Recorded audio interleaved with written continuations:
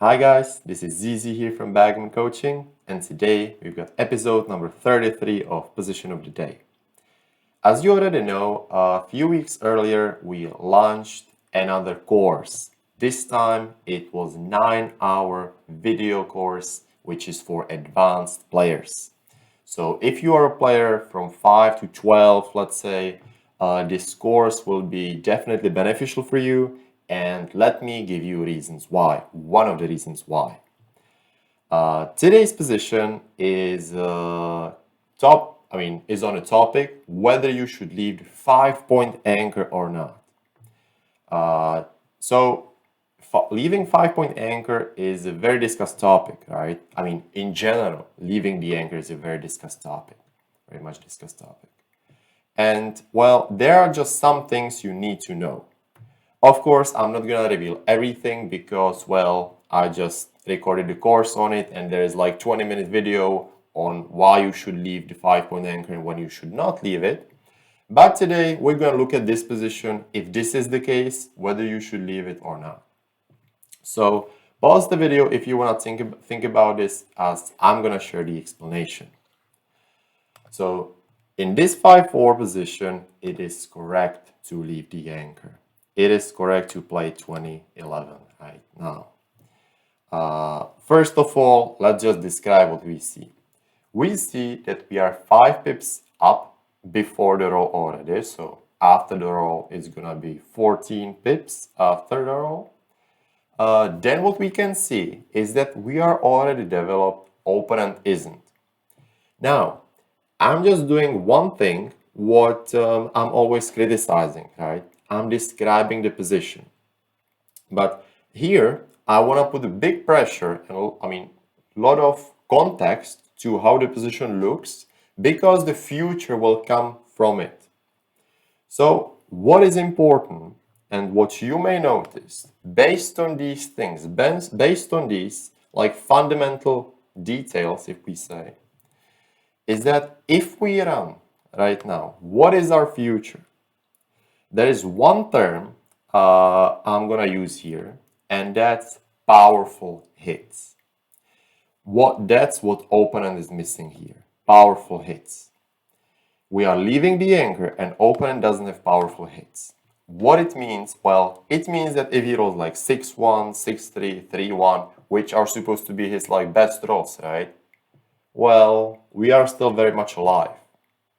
And if you already play backgammon for a few weeks, few years, whatever, you may know that usually when you are considering leaving the anchor, usually you are very much scared, right?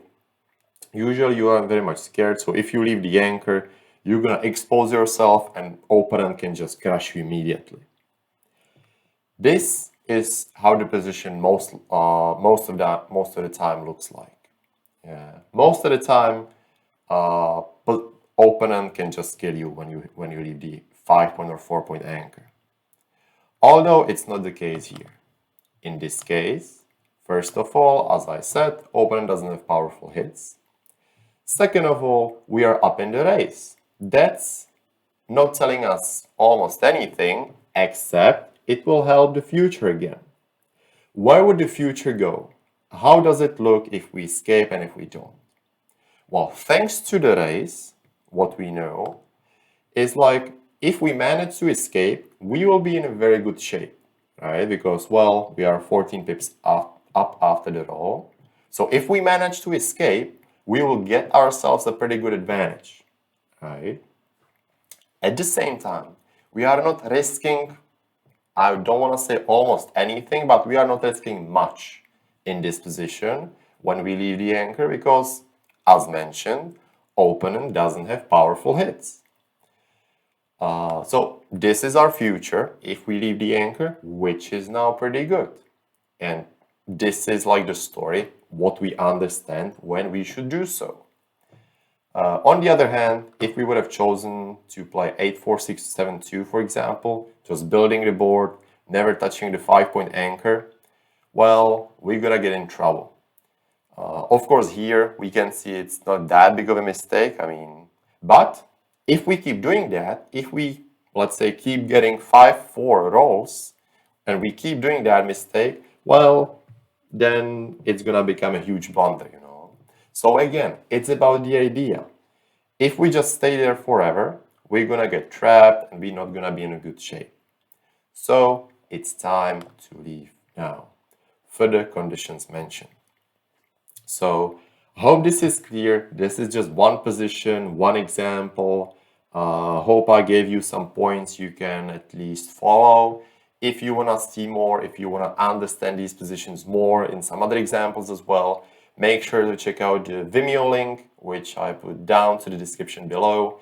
And well, let me know down in the comments, how did you did? How did you feel about leaving the anchor? If you were confident about the right play, or if you would just never touch the 5-point anchor and you would just keep it. In the course, by the way, you can learn also about leaving the 4-point anchor or 3-point anchor. What's the difference between them, and many more things. So hope you guys enjoyed, and I'll see you soon with another position of the day. Would you like to get better, but you are not sure where to start? Backgammon Coaching offers you 3 options on how to get better. First, we just published a 6-hour backgammon course about all parts of the game for intermediate and advanced players to improve. Second, you can get an individual online lesson with me. Third, analysis of your matches. Get your answers, good and clear explanations to improve your game from the Grandmaster. For more information, check out our website backgammoncoaching.com.